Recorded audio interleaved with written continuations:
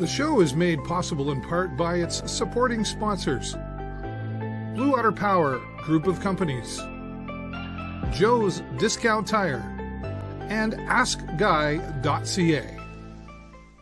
Today in the luxurious, very comfortable Wellings of Corunna, and we're going to have a great conversation with my friend Billy Yurchuk. Thanks so much for having me here. Thank you, David. This is really a comfortable room. I could take a nap in this room, I think. We got couches, and this is one of the examples of Wellings and Corunna, right? Yeah, so this is a lounge that the members can come and use in addition to their own suites. Yeah. You know, they want to entertain people or a family, or they play cards, or Yeah, there's a beautiful atrium out there and stuff, and we'll talk more about how you got here. But sure, let's go back to the beginning. You're from London, Ontario, originally? Yeah, born and raised in London. Started at Weeble Secondary School, which is now an adult school. Oh, okay. My grade 13 year, I was recruited to South and played football, and did grade 13 at South, excuse me. So that was a neat experience because we were ranked number 1 in Ontario, although the football back then is a little different than it is now. You actually have true Ontario rankings, whereas back then it was just, no, they're likely the best one in Ontario. Oh, that's kind of how we were. So it was neat to win a city championship there, and I think it, kind of, what's the word, leapt me, or springboarded, that's the word, into university, where I started at Carleton University and played football there. Played there too, yeah. What was school like for you? I always ask my guests that question because it's usually very impactful, one way or the other. Yeah, it was positive for me. I really enjoyed school. I was on student council in grade 12, and I've always been a person, and we'll probably talk about this more later, but I've always been a person who is accepting of all kinds of strange and wonderful people, so diversity is really important to me. Protecting the vulnerable is important. So I had lots of friends in high school from all different genres, the music people, and the guys who went outside, or the people who went outside to smoke, and the athletes, and the brainies. Like, I had friends with all of them people, and I really didn't click in one group more than the other. So it was kind of neat. The woman now, but the girl I dated through most of high school, that was a really positive experience, and she was a band person, and I was a jock, if you will, and so it was really neat. That's interesting that you did that, because usually in high school especially we tend to go, those are the cool kids, and those are the band kids, and those are the jocks, and we just pick one. And how were you able to do that? Did that come from an upbringing? I think a lot from my grandfather, and I have a bit of a mantra that I try to live by every day, and I think the lessons from my grandfather just taught me to teach people in my life to be fair and equitable and work as hard as you can, and be accepting of others. And I know that's kind of clichéic, and it's really kind of trendy now because of all the LGBTQ plus incidences and racial incidences, all of that. But just from an early age in me, even in the 80s, it was just something that, like, everyone needs love. And I know it sounds corny, but I was just always believed that. And I try to look back in my life and see if I was a bully in any way, or picked on people in any way. And there might have been the odd occasion where I may have done that, but I think I made amends for it long before, not like I went back 20 years to make amends, like just normal kid stuff. Yeah. But I was always, protecting of people. And it's interesting because that led into my careers. All my careers have kind of been protecting others in one form or another. Yeah. Was your school multicultural? Yeah, it was. Certainly not a ton, but, Weeble had lots of diverse cultures, and I can think back, and I definitely know there were people that, were homosexual or gay in one of the ways that is, and some were kind of, closeted still, if you will, and some were open about it, and it really wasn't a big deal. Like, people seem to accept it, and I think, society may not, but I think in the high schools and stuff like that, sometimes it's okay, but sometimes it's not. Yeah. So from London, then what happened? I went to Carleton University to basically follow a girlfriend. Right. Well, not sure how smart that was, but love is blind sometimes. Yeah, that's right. So I spent a year at Carleton with the intent of going into law. So I was taking psychology and the intent of going into law. But I think my passion kind of was sports medicine all the time. And so I played football at Carleton. I threw shot put at Carleton. I didn't start. I wasn't a starter on the football team. So in my second year, I came back to Western, and that's where I started going down the path of kind of a sports medicine pathway. Yeah. And what did you take in at university? Just kind of a general BA. Again, the intent of getting psychology, majoring in psychology, and then going to law. But that was quickly changed. Yeah. And then went to Western, and I was going down a path there, and that also quickly changed because I went to police college. So, at the ages where you normally finish school, I didn't finish school, in a sense, but instead went to police college and then had a police career for a while. Wow, how long did you do that? Just about 5 years. Yeah. I was injured a couple of times pretty badly, and I just did, from being on the job. Yeah, and I just realized that. It's really a demanding role, and I really liked the role. I think I was good at the role, but my son was like 2, say, at the time, and I worked the first 3 out of 4 Christmases, and you have to go into a draw, and the rookies never get Christmas off. Right.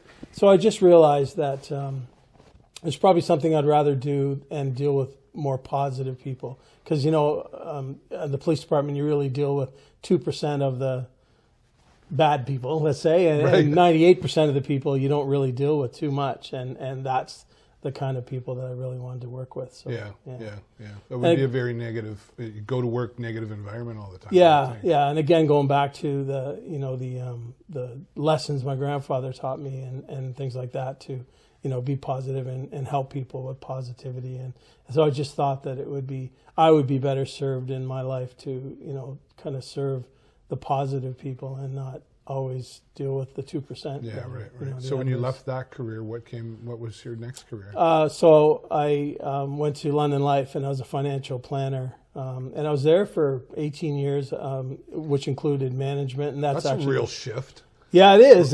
But see, like the way I looked at it, in the police department, you're dealing with 2% of the population, and I wanted to deal with the other 98. So now, I never really was great in math, but I like to help people plan, and so life insurance and investments, kind of came easy to me, and I like talking to people. So the salesman side of me was, kind of kicked into gear. And did you do well at that? Well, I guess 18 years. I think I did well. There's a level called $1 Million Round Table. It's not really $1 million, but it's just a level of performance and excellence. And only 4% of the financial planners in the world can reach this status. And I was a part of that. So I was proud of that. And for sure.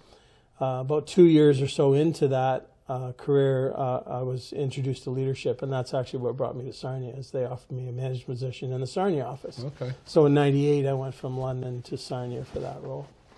And you've been here ever since. And to sort of compare London to Sarnia, a huge difference. So that was a big move for you? Yeah, it was a big move, and I didn't know anything about Sarnia at the time. I knew they played 2-pitch here. I was really big into baseball and slow pitch and A championships and all that. And I never heard of this 2-pitch, but when you come to Sarnia, that's all they played. So everybody everywhere. Yeah, so that's all I ever heard about Sarnia is 2-pitch. I didn't know anything about the city, and I was introduced to the water very early. My buddy had a couple of Sea-Doos, and it's just taken off from there. And, so London's my home, and, I was a police officer there, but I really prefer Sarnia, the traffic and the growth in London. And yes, there's Fanshawe Lake, but that's not real water. And, having the water here it's beautiful around here, isn't it? It is. Like we're out here in Corunna.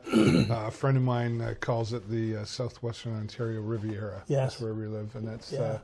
And you've come to love the water around here. Like you had a boat for a while. And I had it actually. So when I first got here, my friend introduced me to Sea-Doos, and this was in like September, October. The next summer, I owned my own Sea-Doos, and then my nautical vessels just grew from there right up to 36-foot Chris Craft, which is beautiful. It's like a cottage on water. Yeah. And then when I traded that in for a pontoon boat, which was the most recent, my latest boat, and I bought it new in 2017, and I loved it. But now I have French bulldogs, and they're not good they don't like in that. the heat. So I sold the boat just for their health benefits. Nice, really. nice. And you were kayaking for a while. Yeah, too? I still do that. So I kayak and I cycle a lot too. But recently I've had some hip replacements, and that slowed my cycling and kayaking down. But I'm really looking forward to next summer to get back on to do that, both of those things. Yeah. You left, and then you left that career. Yeah. So my dad was I was successful. I was doing well. I was making pretty good money, and my dad was sick with cancer, and he's kind of a whole other story we can touch on. But the part of the story that I'll talk about now is that he got cancer, and I really became motivated to kind of help him fight the fight, and I really became a little bit less motivated in the financial world, and there's a lot of pressure in the financial world. And I bet. I made good money, but there was times that I wasn't good with my money financially, and we probably lived a little above our means, so I needed every penny I was earning, and it was just tough, and it was psychologically tough and a lot of stress, and it took me to some dark places, quite honestly. And so rather than proceeding to the dark places, I literally made a career change where I thought I could help my dad fight the fight, and if the ducks aligned, if you will, and I was offered a role and accepted a role as a manager of the Canadian Cancer Society. So there I was truly fighting the fight, and that's all they do, and it's a wonderful organization, and I enjoyed that. I really felt that I was giving back, and that was my first introduction to kind of the not-for-profit side of this world, and how tough it is for not-for-profit organizations to succeed, and but it was a really rewarding experience. Paula McKinley, who I'm sure a lot of people know, she was an outstanding partner there, and we're still friends today because of that, and it was nice. But so it would carry on the timeline though. So the Cancer Society downsized to about 25 people across the province, and I was only there a year, so it was cheaper to get rid of me than some other managers. So, but my regional director was really supportive of me in the sense that she made it very clear it wasn't anything I did, and she in fact became a supporter and advocate of my future. So when that's nice to hear, right? It is. You don't hear that a lot in a corporate world anyway. No, they could have easily just left me. See you later. Thanks very much. We're done with you. Yeah. But I think as a result of her influence, I was approached by a headhunter, and that's what actually brought me to Leo, Lambton out of Leo Ridge. So. And then you spent some time there, and this is sort of continuing the path of helping people. Yeah, it is. It all has been like being a servant, kind of a servant mentality, and again, lessons from my grandfather. So maybe we'll talk about that maybe now because it's a good time. Sure. So he was really influential in my life, and he started to be very influential when I was young. So my dad left our family when I was around 5, and that was really hard on me. And I still hang out with my dad, say on the weekends, but he would take me to my grandparents' house most weekends, which was great because there was kids in the neighborhood I could play with. My grandfather and my dad taught me stuff in the garage, like with tools and all that.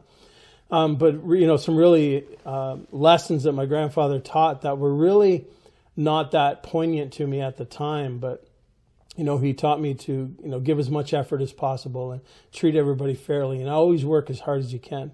So when I was a little kid, I thought he meant to try to be perfect. I was just a young kid. Yeah, right. But as you get older, you realize you can't be perfect. No. You can be as close to your own perfect as possible. So when he passed away, I started wearing 99 in my sports in baseball. Yeah.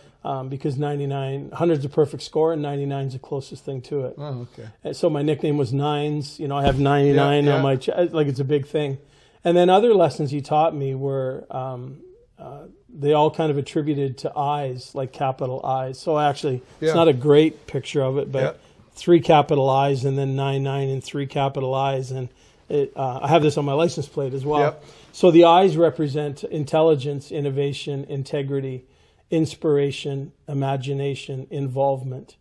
3 on each side to represent balance, as in balance of life, and capital I's to look like pillars to represent pillars of strength.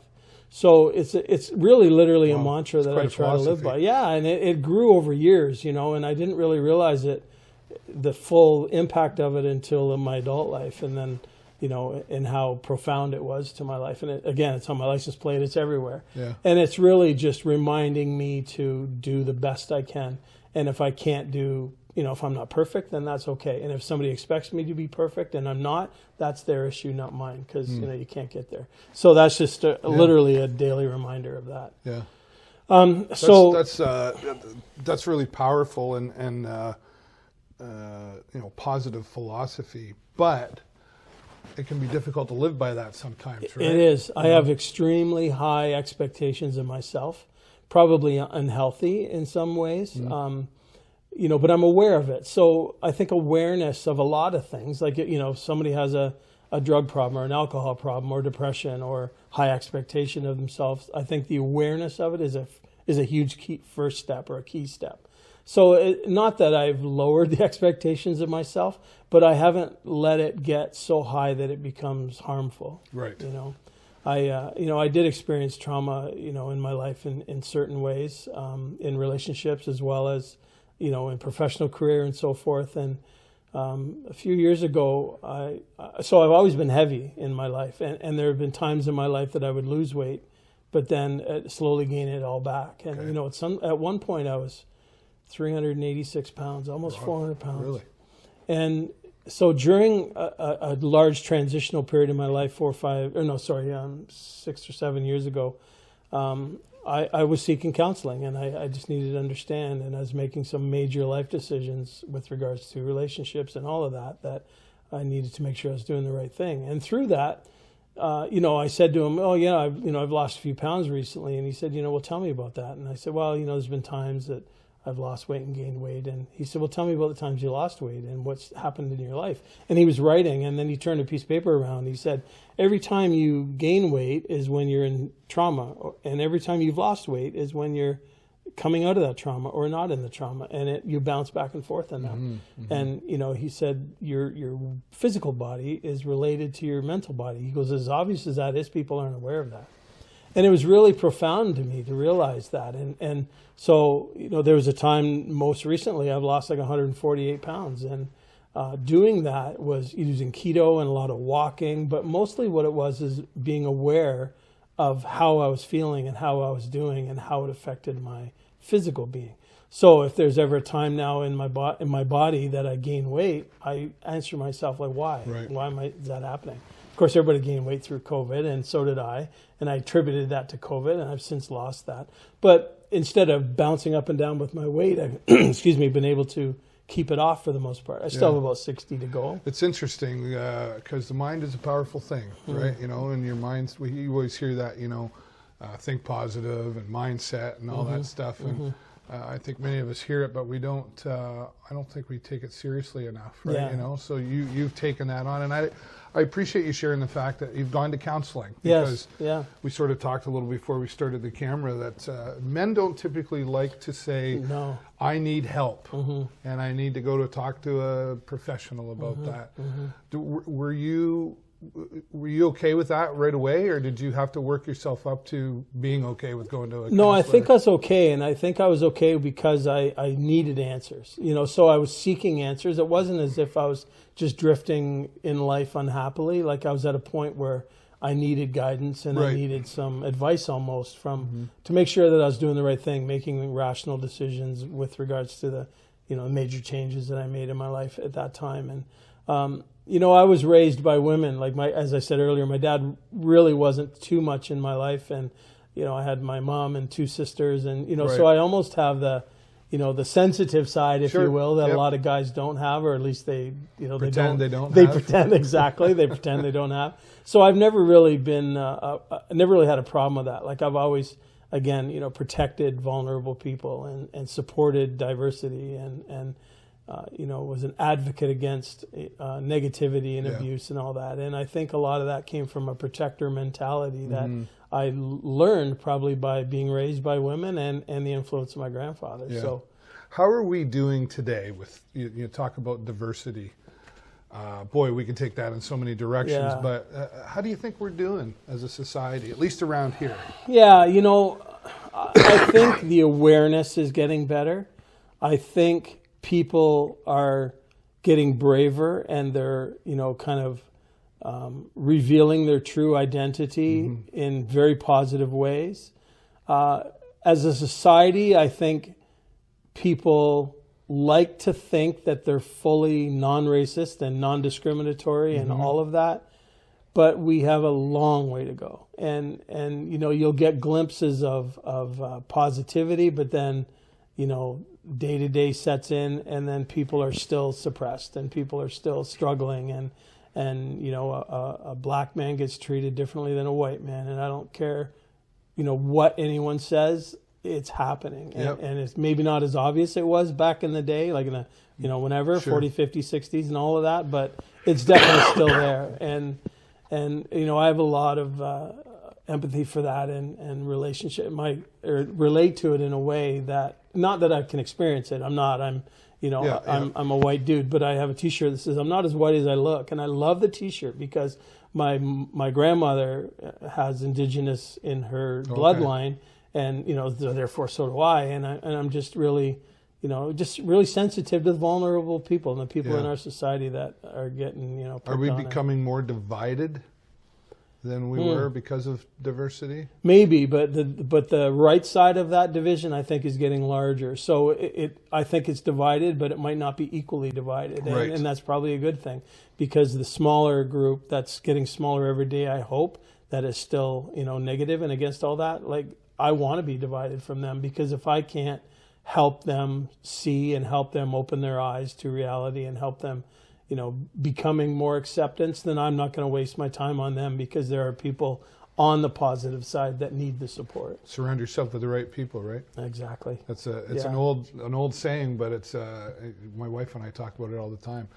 You are a piece of the 5 people you hang around with the most. Yes, absolutely. The group you hang out with, all that stuff. Yeah. You want to quit smoking, hang out with people who don't smoke. Yeah, that's right. You want to be successful, hang around with successful people. Yeah, for sure, right? So that's really a positive answer that you gave. I mean, I know that's what I expected from you, but I've never heard it explained that way. Like, the smaller, that the group you talk about is getting smaller, but yet we've still got a long way to go. And some people in that group are, very influential people, and that's part of the issue. Right. I'm a heterosexual male. I always have been, but I'm so in tune with that. And why can't 2 men marry? Why can't 2 women marry? I can't for the life of me understand why someone would be against that. Like, who cares, right? Who cares? Well, what that's they do? maybe a religious thing that comes into play there, maybe. Yeah. But if you don't have that belief, then it doesn't affect me, right? That's your So. Religion and politics don't typically mix very well together. No, right? Church and state, they should be separate, right, and they're right. not. So I think that's maybe part of the problem. I agree with that. I agree with you on that one. I'm like, what's the big deal? Yeah, what's the difference? Maybe somebody might say, well, I don't think that's right. Well, that's great. That's like saying, I don't think you should drive that car. It's my life. Unless you're paying my mortgage, you don't really have a say in what I do. I mean, as long as I'm not harmful to others in what I do. Of course. But, it's that one there too. Yeah, we've got a long way to go on that. And still, even though, we're seeing marriages of 2 women, 2 men happen, I'm not sure that we're accepting of it completely just yet. Yeah. Right? Yeah. As a society, I agree. Yeah. How do we fix that? How do we, maybe fix isn't the word, how do we work that out? Yeah, and I don't know, to be honest, it's above my pay grade, but I think part of it might be, for governmental bodies or whatever the case is to become more accepting of that. And we shouldn't fight with City Hall to whether or not we can hang whatever kind of flag we want in the flag. So that's what I'm saying is if government and laws and legislation slowly start to wean in the right way, in a positive way, then that will help. And I think it'll become more accepting the more it occurs. And it can't occur more until they allow it to occur. Right. And that's what I mean by they, is the people on the other side, or feel that it's not safe to allow it. It's not safe for my political position to allow that. Right. And therefore it doesn't happen. And so the influence is done by people who are either on the positive side or the small side of that divide that we're talking about. And we just need more influential change in a positive way. And what about sensitivity? You know, are we too easily offended these days? Have we have we gone too far? I think so. I think so. You know, everybody says, "Oh, the kids today, they have no sense of entitlement. They don't have a work ethic, and all of that." But you know, and some of that may be true, some may not be true, and I'm not going to judge on that either way.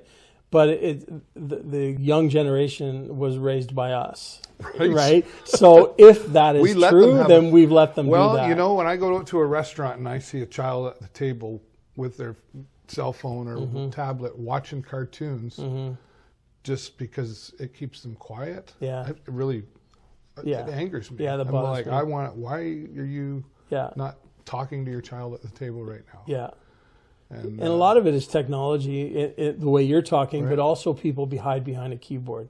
Like, people get bashed and slammed. Thank you, Facebook. On social media. They get bashed and slammed, right? People can thump away at a keyboard with no accountability to what they said.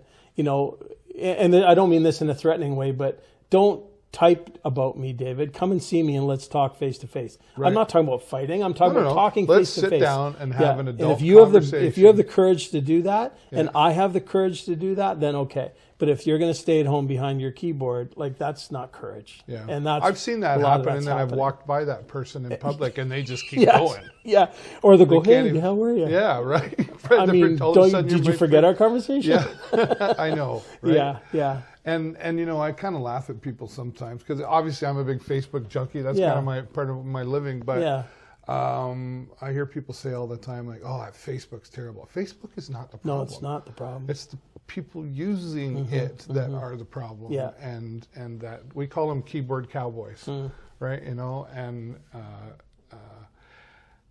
would you say that social media has been harmful? Or or do you agree with that statement of used properly, it can be a great tool, right? I think I agree with both. Used properly, it's a great tool, but when it's not used properly, it's harmful. Very harmful. And especially, you know, a lot of kids are in school. And I say kids, I mean, like, you know, from 10 to 30, you know, a lot of kids are getting bullied through cyber and again, going back to no accountability, hiding behind a keyboard and all that. So, you know, when used the right way, like you use it a lot, I use it a lot for Wellings to advertise and so forth. It's great for that. It's a great way to reach a lot of people with a single sentence or something. Yeah. But, you know, it's when it's used properly, that's when it's improperly, that's when it's harmful. And that's like almost anything in life. Yeah. A gun doesn't kill you, the shooter does, right? Right. Yeah, that's right. That's right, too. Do you follow politics very closely at all? I really don't, and I do to the point where I feel confident in making an educated vote. Okay. But I don't follow it like on a daily basis and understand everything I need to understand. A thing that I always found interesting is like the way and I don't want to get into politics too much, but the way the electoral vote works. I've kind of did some math and I figured out if every single person in Sarnia voted a certain way, whatever that is, it wouldn't make a hill of beans in the federal election. No, right. Because it's just not large enough, right? Because it's all based on these ridings and stuff. Yeah. So for that reason, I feel that I need to know who our local representatives are. I really have no influence, and I vote, and I have no influence in who becomes the prime minister or even the premier. Yeah. But I might have a bit of an influence in who becomes our mayor and our councillors and all that. 100%. So that's why I feel that you know, a local focus is where people should look. Yeah. You know, and again, I'm not a political guy, but people, you know, bash our prime minister and they complain about this, complain about that, which is, you know, healthy sometimes and maybe productive maybe sometimes, but our votes won't impact that. You know, we don't live in the right areas. Yeah, right. Yeah, the bigger, well, we always say Toronto takes over, right? You know, and that's pretty common. Yeah. I was just curious because when you said you were on student council in school, that I thought maybe that was a path you followed along? Well, I was the social committee leader, oh, okay. so it really wasn't. I was the guy creating the parties and bringing the bands in. Okay, all right, yeah, all right. It wasn't political. You were an anyway. event planner. Yeah, pretty much. In an official manner. I forget the title of it, but I was basically the social guy. Yeah. Okay. Right on. Yeah. Were you a party guy then? No, I've never drank in my life. My dad, my dad and I have an interesting relationship, and he drank a lot. He was very successful in business, but he'd be drunk at night, and not a violent guy, but still drunk, and so I just got to the point where I felt that he drank enough for both of us. And university football initiation, I didn't have a choice, so I had to drink that night. And my buddy and I, Bob, we went out when we were like 16 and went into a bar that we had no right being in and got drunk. And I was on vodka and orange juice, and I couldn't drink orange juice for years. But honestly, I just decided I'm not going to be a drinker. I don't really like it. I don't judge those who do. And again, going back to the protective mentality, I was the driver. We would rent a utility van, and I'd load it up with all my friends, and they'd be all drunk and hammered, but I know they're getting home safe. Yeah. So I was never really a partier. I wouldn't call myself an introvert, but I'm not really an extrovert either. I can relate, and I like groups. I'm not uncomfortable in groups. I'm not uncomfortable speaking in front of groups, but I'm not one to seek out the party. Right. Yeah. You had some time at Leo. Yeah, so back to the headhunter brought me to Leo. So I was at Lambton Elderly Outreach, Leo, and I really loved it there. You really made a strong impact there to people who are vulnerable. Yeah, for sure. And again, that kind of feeds who I think that I am, and saw a lot of growth there and a lot of program changes, I think, that were good for our community. During that time, I helped Wellings set up their transportation, get them a shuttle and do that. And we put a couple of programs in here, Diners Club and so forth. And I got to know the leaders of Wellings, Kevin, who is the managing partner, and Neil is vice president of operations. And I got to know them as friends. And unfortunately, the general manager of Wellings passed away. And I reached out to those guys with my condolences, but also said, send me the job description and I'll share it with my network, because I have a pretty big network like you do. So Kevin kind of called me and he said, well, I'd like to take that step further. I'd like you to consider it. And I was not looking to move. I loved where I was at Wellings as a CEO, or Leo, as a CEO of the organization. But I sort of got to realize that the not-for-profit and the for-profit world were a little different. And I don't mean that in a wage scenario, but just, working in different ways. And Kevin just eventually, through conversation, I decided to make the move to Wellings. And that was a big choice for you. It was, because I love doing what I was doing, but I'm a motivated person, and I like to, succeed, I guess. And I could see Leo being kind of a glass ceiling, in the sense that, yes, as a CEO, which I loved, and it's not about the status, but it's just about progression and success in life, but a kind of a glass ceiling, because there's no higher place to go than that. And they offered, some potential opportunity here where it allowed me to grow and develop as a leader. I've been a leader, most of my life, most of my career, all of my careers actually, except I guess the police department. I was a leader, so I really wanted to pursue that, and they're allowing me to do that here, which I love. Yeah, and you really have. It's beautiful out here. We'll be working on some things to help promote that. You've done, but I remember, how long you've been here? What, like 4? 2020, so 3 years in October. 3 years, right. So it seems longer than that. Yeah, right? I know. And I came in the pandemic, so I don't know what this is like outside of the pandemic, right. Except for kind of now, but Yeah, but I've seen the growth that you've been able to bring to this space that's here. Yeah. Right into like inviting the public in, right? That was interesting to me when you first mentioned to me that, we're gonna come on out and play some games and shuffleboard, and there's the bar down there, the social area. Yeah, join us for dinner. And I was like, I don't know, you just don't. You think of a place like this. What do I mean by that? A place like this, like you just don't. I wouldn't think to go, oh, hey, honey, let's go to Wellings tonight for dinner. Yeah. But that's really what you're. Yeah, I would really, Corunna's right? Not a big place, and I'd really like Wellings to be almost a community hub of Corunna. Right. And yes, we have permanent members here we call them members, residents. Right. We have permanent members that live here, and we're trying to attract more of that. I won't hide behind the fact that, we're trying to do that. That's what business is about. We want a full building.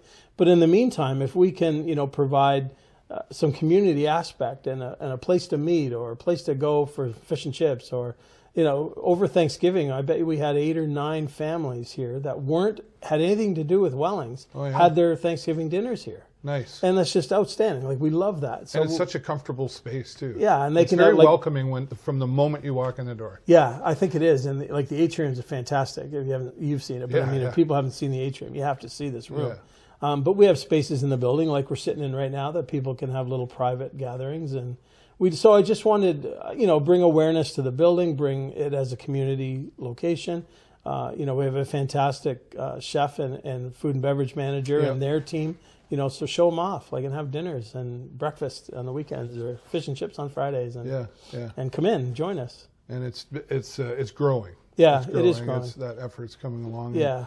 And I know you have the car show that I was at here. Yeah, you're a big part of that. And that was fantastic, right? It was good, yeah. The residents here really enjoy those activities as well that you prepare, right? Yeah, they really like to help us volunteer their time, and they're all walking around. We've been started both. We've done it twice now, and both mornings started with rain, so you never know what's going to work out. But both days worked out fantastic. Yeah, we're going to do that every year. It'll kind of the last weekend of July. Yeah. Mm-hmm. What about travel time? Do you like to travel and do stuff like that? I do, and I have to really budget all of that and making sure my retirement is taken care of if there is such a thing. But, I've learned that it's important to have downtime. And in this role, and this is certainly not a complaint, but this role literally could be a 7-day-a-week role. Sure. I'm especially you live here. Yeah. I live in and everybody knows where you live. Yeah. And I've really set boundaries about that, and they're very respectful of that. But people might call, oh, can I set up a tour next week? And I'll answer that. Sure. Because I also have a sales hat in addition to the general manager hat. And so it's almost a 7-day-a-week role. So it's some facet or another. So I've learned to take advantage of having time away and they're not expensive trips, but I've gone on a couple of trips just to get away and, hopefully turn your phone off, although you never do that. Change the scenery a bit. Change the scenery. Yeah, I had my left hip replaced in January and my right hip replaced in May, and had some complications with that, so they had to redo it in July.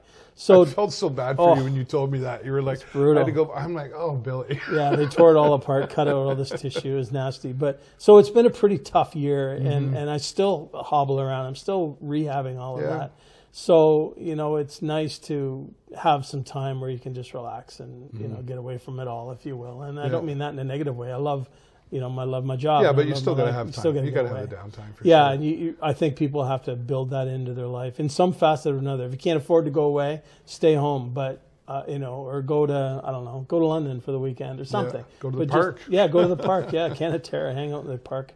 But you just need time, downtime for your mental health, I try to, even for my staff here, I really try to promote the need to take time for mental health. You don't need to have a cold, or you don't need to turn your ankle in order to need a day away. Yep. And, I've always kind of been aware of that and sensitive to that. And I think more employers need to do that. I'm not being directive here, but again, going back to the guys. I like that you're talking about it. Yeah, because, guys don't like to talk about their mental health, but, if you need a day, then take a day. And try to just work on yourself. Sharpen the saw, as Stephen Covey said. Right. Oh, you read Stephen Covey, do you? I'm a big Stephen Covey fan. Oh, wow. Yeah. Okay. Yeah. 7 Habits. Yeah, 7 Habits of Highly Effective People. And then the 8th habit. There's 8 now. Yeah. Yeah, we lost Stephen, of course, but Dr. Covey. Yeah. But he's still I'm still a big fan of his. See, this is interesting. This is one of the things I love about doing these interviews too. Is I've known you for several years. I don't even remember how we met. I was trying to think of that. Yeah, I'll think about it, but I don't know either. I think just through stuff, groups and common things. But I learned stuff about people when I have these conversations that I didn't know, like Stephen Covey. I love Stephen Covey. Actually, I haven't read the book in a while. I need to go back and read it, right? And the mental health conversation is one that, I talk about often. You do. But it seems to come up more and more in conversations, just like I didn't have to ask the question, right? And it seems to be coming up more and more, which I think is a good thing. But with that being said as well, that stigma, we've got a long way to go there. Yeah, too, definitely. Right? Like, and it was always my mother. There was a list of things she suffered from while growing up, and so I guess maybe that's a part of why I was okay talking about it. But if you break your leg, you go to the doctor. So why don't you? Right? And we men have our egos that we have trouble putting aside sometimes. Yeah.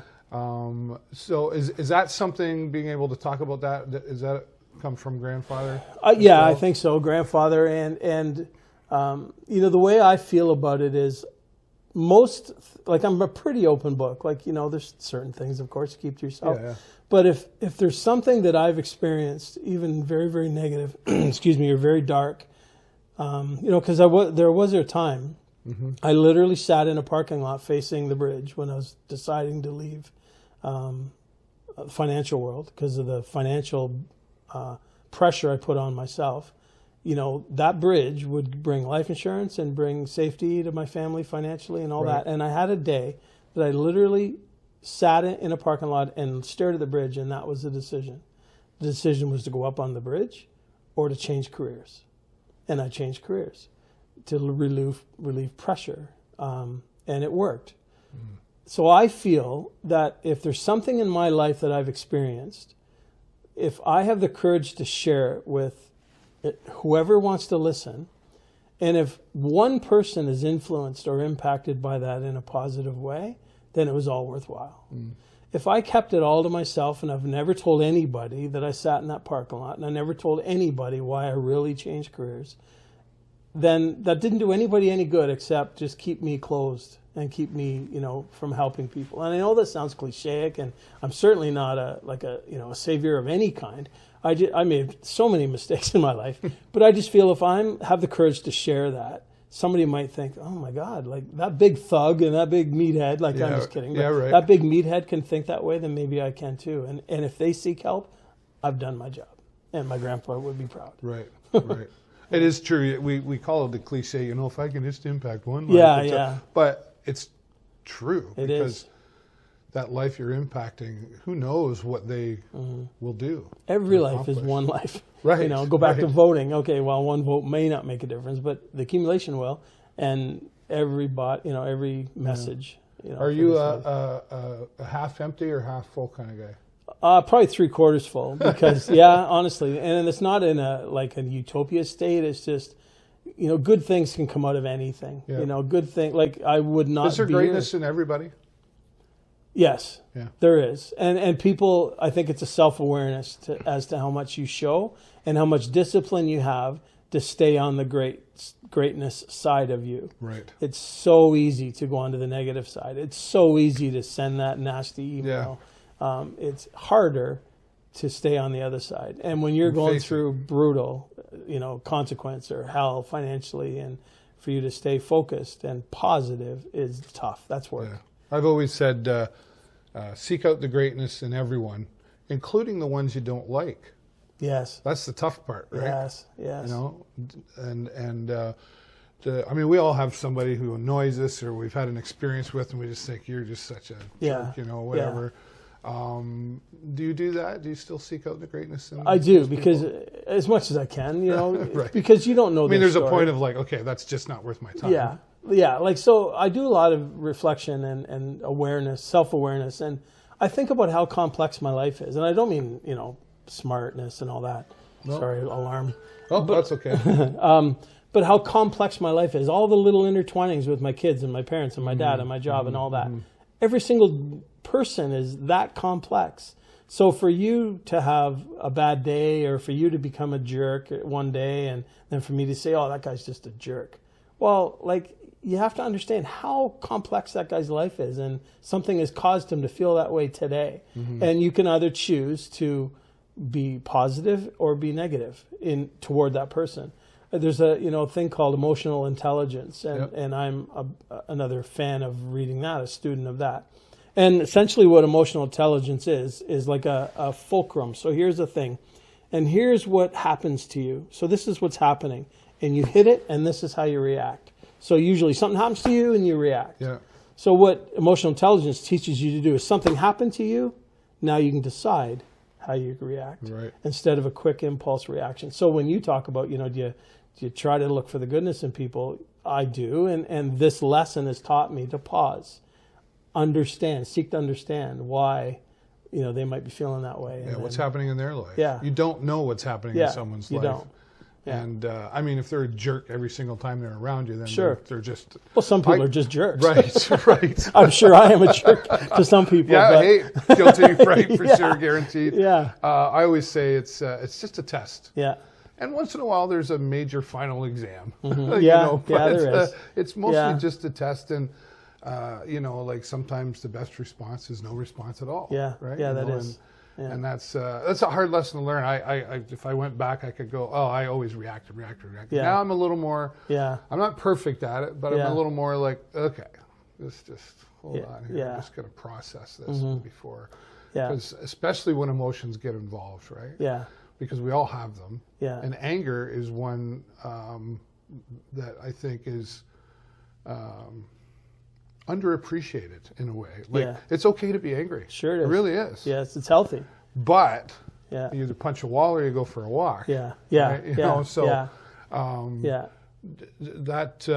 I appreciate you sharing that emotional intelligence. There's another one. It's funny because I've been reading about that recently too, right? Yeah. And here we are having that conversation.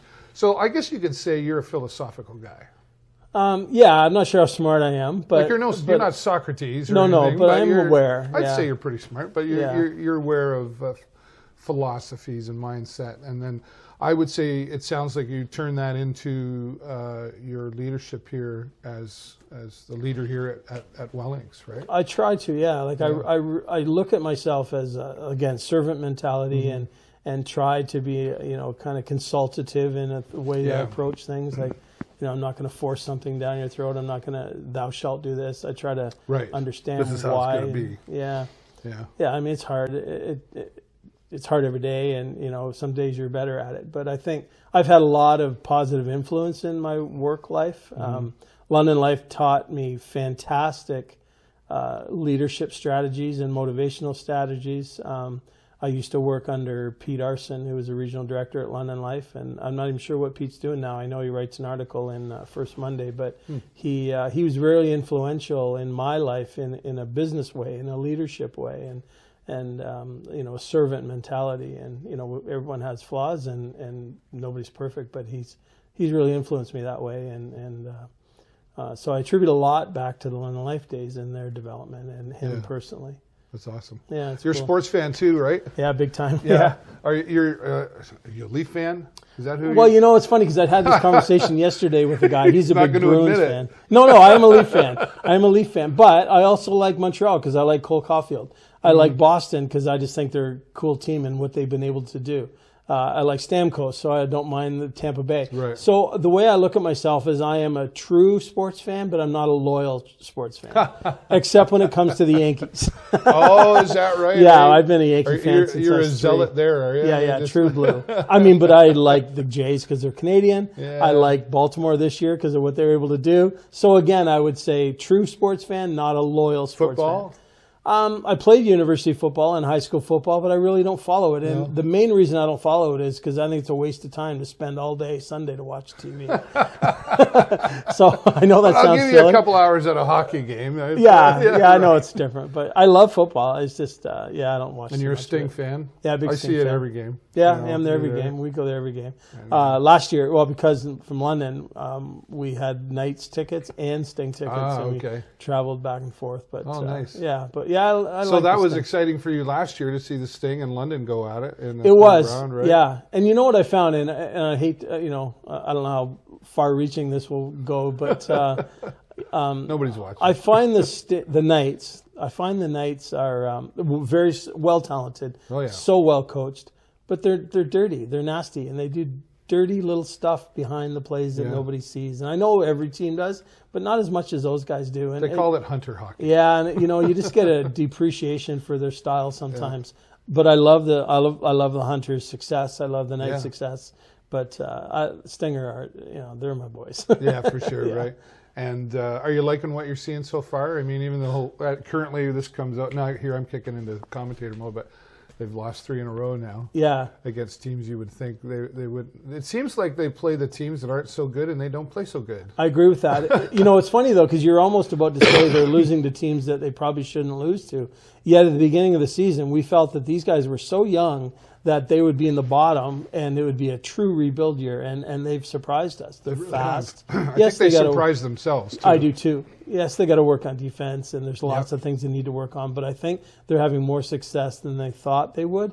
And part of that is, a lot is the coaching, but I think part of it might be is because the expectation on them isn't as high, nearly as high as it was, say, last playoff season. Right. So I just think they're having fun, and they've down 3 games, but the coaching staff even said, actually, Al Letang in a post game said, or maybe it was Dylan anyway, said we're really happy with what's going on. We're, however, they've got a little complacent because they didn't realize they actually worked hard at winning. Like they did a great job at preparing for that. So. Okay, now we're going on about the Sting. No, that's okay. Let's just keep going on about the Sting. But it's it's great. There's a lot of philosophy behind Al Letang's and the coaching staff. Yeah, they really have brought it there. So, and I like seeing you there because I saw you there with your walker. And I've seen the progression as you've gone by. With the walker and then the cane. Without the walker, you've done really well at that. Thanks.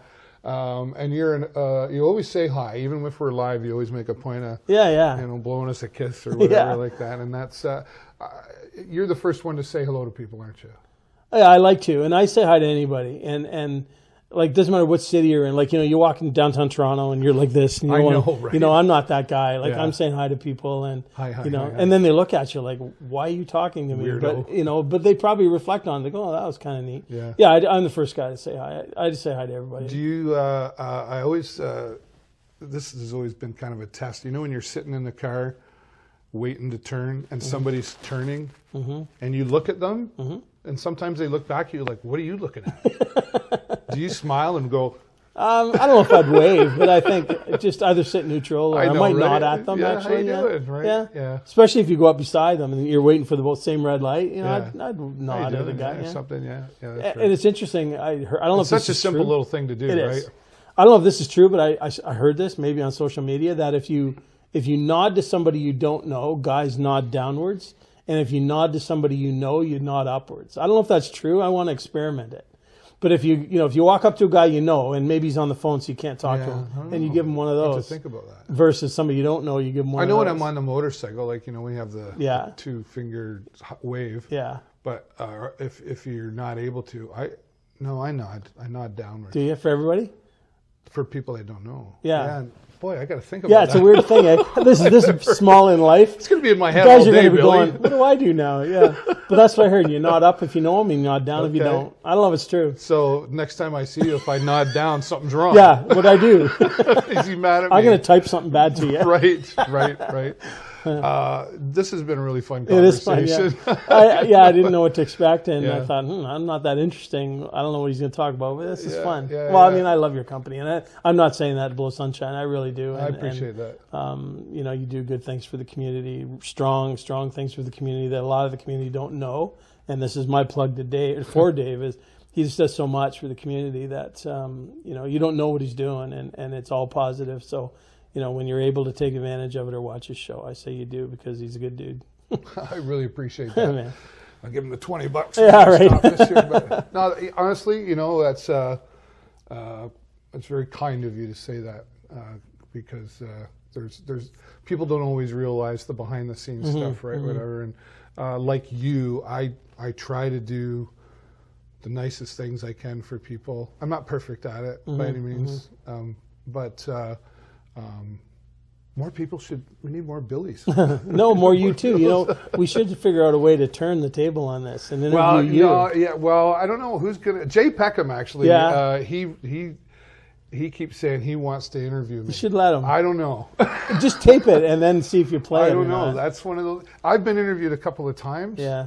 And it's really weird for me because I'm usually the one asking the questions, or I'm on the, I don't know. I might be afraid I'd say something that I don't want anybody to know. Well, that's I mean, there's that. Edit it Actually, out. Perhaps, honestly, I don't really. I wouldn't be worried about it. No, I understand. Anyway, back to you. Yeah. Thanks so much for your time here today. I really appreciate it. I love it. I know we're gonna. One of my favorite things about the interviews is the after interview that you don't see. We're gonna talk about something. We're gonna talk about people behind their back, right? We're gonna gossip. Let's talk about Jay for a while. Let's talk about Jay. Because not enough people talk about Jay. He'll love the fact that we even mentioned him. He'll be like, "Oh yeah, they're talking about me, right, Jay Peckham?" Yeah. Thanks so much for watching. You'll do it. Jay. Yeah, he will. He will. He will. He's doing it right now. Yeah. Click the like and the love button, but please click the share button. It's the most important button, so we can share Billy's story and everybody else that I talked to here on the show. But as always, that's all the time I got for you this week. Have a great week and an even better weekend, and we will see you next time right here on the show. Bye for now. Be good to each other. Right on. That's it. Cool, man.